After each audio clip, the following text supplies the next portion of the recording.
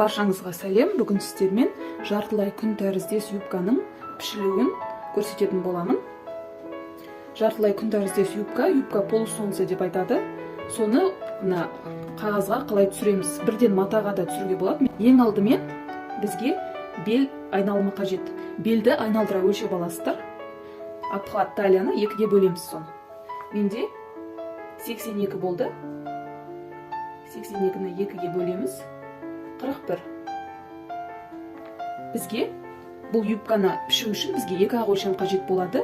Бел айналымы және де юбканың ұзындығы қажет болады. Міне 82-ні екіге бөлдім, сонда 41 шықты. Және де юбканың ұзындығы, сіздер өздеріңіз қанша қалайсыздар ұзындықты, сонша сызсаңыздар болады. Онда мен 50 деп жазайын.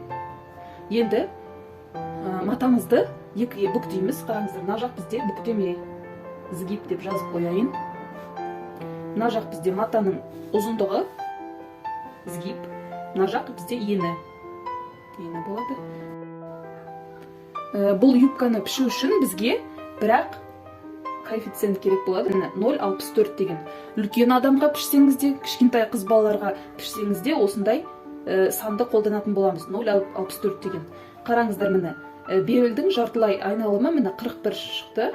Сонда 41-ді көбейтеміз, 0,64-ке көбейтеміз. Осы шыққан санды мына жақтан екі жағынан тауып аламыз. Міне қараңыздар, мен жартылай бел айналымын 0,64-ке көбейттім. Сонда міне 24-те 6 шықты менде. Мен бұны округлять етіп, міне 25 деп жазатын боламын. Сонда мына жақтан 25-ті тауып аламыз. Мына жақтан 25 табамыз, және де мына жақтан 25 табамыз. Және де сантиметровый лентамен мына аралықтың барлығы бізде 25 болу керек. Мына осылай сызып шығасыздар. Осылай сыздық. Енді бізге юбканың ұзындығын түсіруіміз қажет. Юбканың ұзындығын мына жерден, осы жерден бастайсыздар да, төменге қарай қанша ұзындық қажет, соны белгілейсіздер. Мына жақтан да, мына жерден бастайсыздар, мына жақтан бастамаймыз. Міне жаңа 25 деген белгіледік қой, сол жақтан бастаймыз да, төменге қарай сізге қанша ұзындық қажет, соны белгілейсіздер.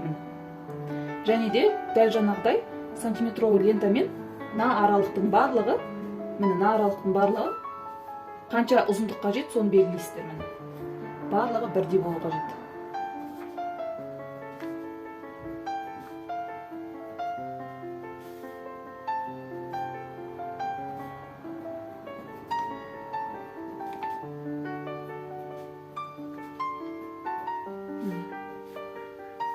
Осылай сызамыз.